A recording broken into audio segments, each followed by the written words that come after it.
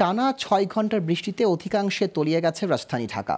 নগর জুড়ে তৈরি হয়েছে জলাবদ্ধতা। অধিকাংশ সড়ক মহাসড়কে বইছে বড় বড় ঢেউ। অলিগলিতে জলাবদ্ধতায় সাধারণের ভোগান্তি চরমে উঠেছে। আবহাওয়া অফিস জানিয়েছে, ঢাকায় ৬ ঘন্টায় ১৩০ মিলিমিটার বৃষ্টিপাত হয়েছে। রাজধানীর বাইরে অনেক জেলায় বৃষ্টি অব্যাহত রয়েছে। বিস্তারিত আওলাদ বাবলুর প্রতিবেদনে। আষাঢ়ের বিদায়ক্ষণে বেড়েছে বৃষ্টি। শুক্রবার ছুটির দিনে ভোর থেকে শুরু হওয়া টানা বৃষ্টিতে অনেকটাই তলিয়ে গেছে রাজধানী ঢাকা। আবহাওয়া অফিস বলছে, সকাল ৬টা থেকে দুপুর ১২টা পর্যন্ত ৬ ঘন্টায় ১৩০ মিলিমিটার বৃষ্টি রেকর্ড করা হয়েছে, যা এই বর্ষা মৌসুমে সর্বোচ্চ। এতে নগরের সড়ক মহাসড়কে পানিতে থই থই অবস্থা। নগরে বৃষ্টি থামলেও অনেক সড়কে রয়েছে জলাবদ্ধতা।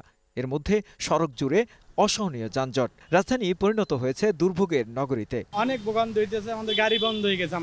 আমার গ্যাসের ওষুধ লাগবে, আমি বের হয়েছি, রোডের অবস্থা ভালো না, যেতে হবে, আমার ওষুধ নিতেই হবে। ভোগান্তিতে এটা বলতে হয় ভাই, বুঝতেই পারতেছেন আসলে ভোগান্তিটা কি পরিমাণে হচ্ছে মানুষ। এই পানি সাফার করে কোচিংয়ে যাওয়া খুবই কষ্টকর। আবহাওয়া অধিদপ্তর জানায়, শুক্রবার সারা দেশের সর্বোচ্চ বৃষ্টির রেকর্ড করা হয়েছে চট্টগ্রামে ৩০৯ মিলিমিটার। ঢাকায় ৬ ঘন্টা পর বৃষ্টি থামলেও অনেক জেলায় চলছে। যেহেতু মৌসুমী সক্রিয় রয়েছে, এই কারণে বিশেষ করে আমরা চট্টগ্রাম ডিভিশনে অনেক জায়গায় এখনও বৃষ্টি হচ্ছে।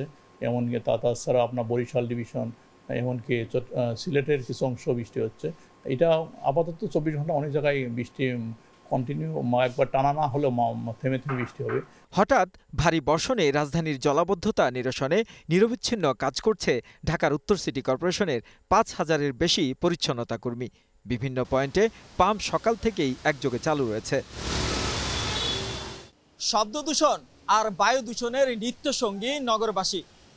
তার উপরে বর্ষা এলেই মরার উপরে খাড়ার ঘা। টানা কয়েক ঘন্টার বৃষ্টিতেই নগরের মহাসড়কগুলো পরিণত হয় জলপ্রপাতে। নগরবাসীর ভোগান্তির যেন অন্ত নেই। আওলাদ বাবলু, গ্লোবাল টেলিভিশন, ঢাকা।